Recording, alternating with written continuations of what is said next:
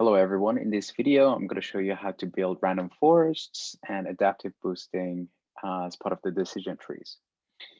For this exercise, you're going to need the adult dataset, which is part of the census income dataset. You can access the dataset by clicking on the link and download it in a folder in your desktop or in your documents. Once you downloaded the file, you're able to go to Rattle and select the file name, and you're going to be able to select the adult CSV file. Then click execute, and you're going to see the number of attributes or the variables within your data set. Just make sure that the income is selected as the target variable and the partition box is already ticked. Now remember, partitioning the data essentially means that you're going to be using 70% of the data set for training, 15% for testing, and another 15% for validation.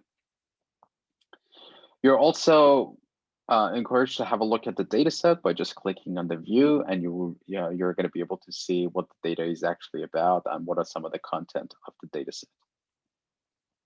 Now, I talked about building random forests. We're going to talk about it in the lab. We're going to discuss what the random forest is and what is the difference and what are the key sort of strengths of a random forest model versus a typical decision tree.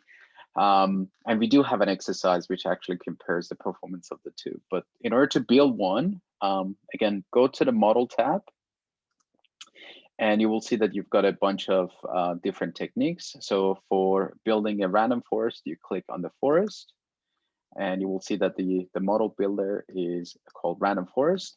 You've got three variables or three sort of parameters that you can change. The first one is obviously the number of trees that you're going to build. The second one is the number of variables that are going to be considered when the tree is essentially going about or where the tree is essentially going to be built. So we're going to be looking at three variables. I'm going to talk about this more in the lab and what it actually does and what it means. And then you have the imputation. Now for this exercise, just make sure that it's unticked. Imputation, if you remember, when we have missing values. So if I go back to the data set, you will see that I have a lot of data which is obviously missing. So with the occupation and also with the work class, there's lots of missing values. So imputation or imputing the data set essentially is going to remove that. Remove the missing values. And if you're dealing with obviously numerical observations, it's going to either replace the missing values to the median, or it's going to replace it to the mode or the most frequent observation. For now, or for this exercise, just make sure that the imputation is going to be unticked. And we are not going to change any of these variables. So if you want to create our random forest, we simply just click execute, and this may take a few seconds. So once the model is built, you will see that there's the OOB estimate of error or out of bag estimate of error of 13.67%, and you also see the confusion matrix. Now, we're going to talk about what OOB actually does, or OOB estimate of error, what it actually means and what it does and why is it important. We were going to talk about it in the lab, but once you're going through the exercises, there's also an explanation in the instructions for you to sort of have a look at and to understand. In terms of feature importance, and if you remember in the labs, we've talked about the feature importance. You can also see by clicking on the importance, you're able to see which one of the variables in your data set are actually used or contributed more to the label or to the outcome.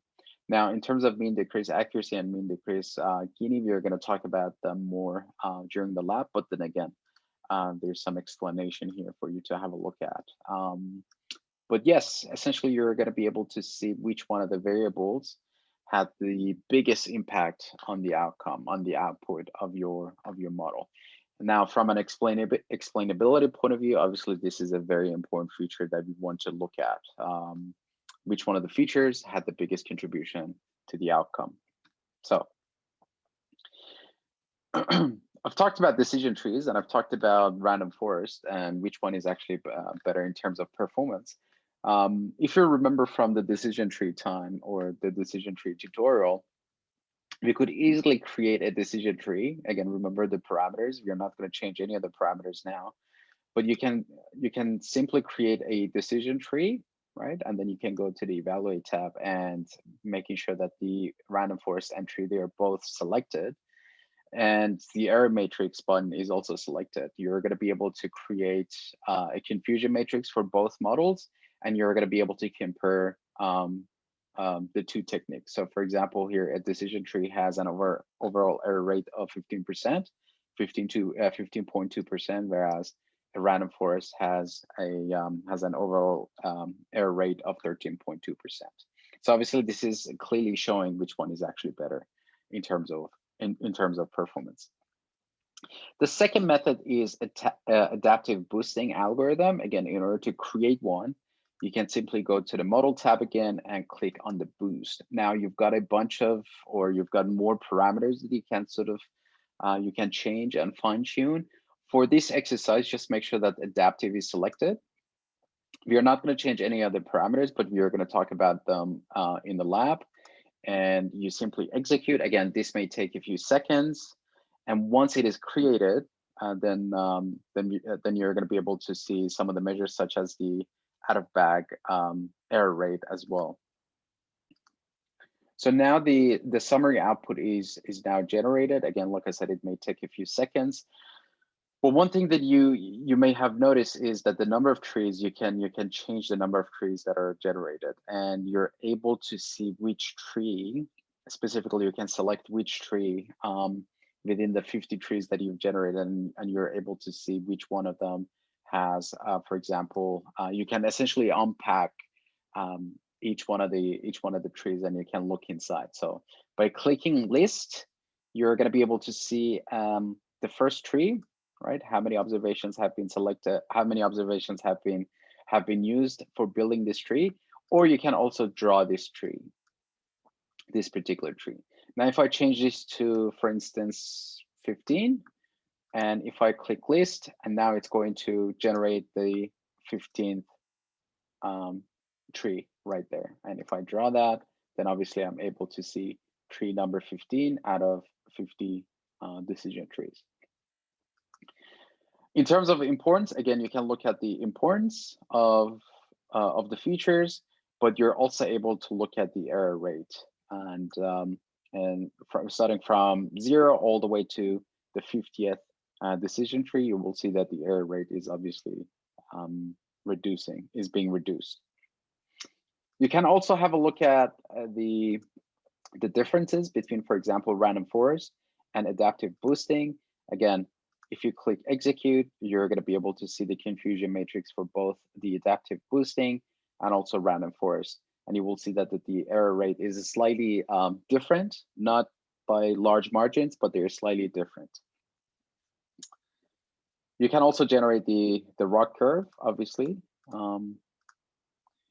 And you will be able to, if you put them next to each other, you will be able to see the performance of each, or the performance of both are almost identical. Now, this is all I wanted to talk about. Again, we are going to talk about the concepts or the underlying sort of foundations of each one of these techniques in much more detail during the lab. As always, please make sure that you're going to write down your questions and attempt the questions or attempt this sort of exercises before coming into the class. Thank you again, and I will see you during the lab.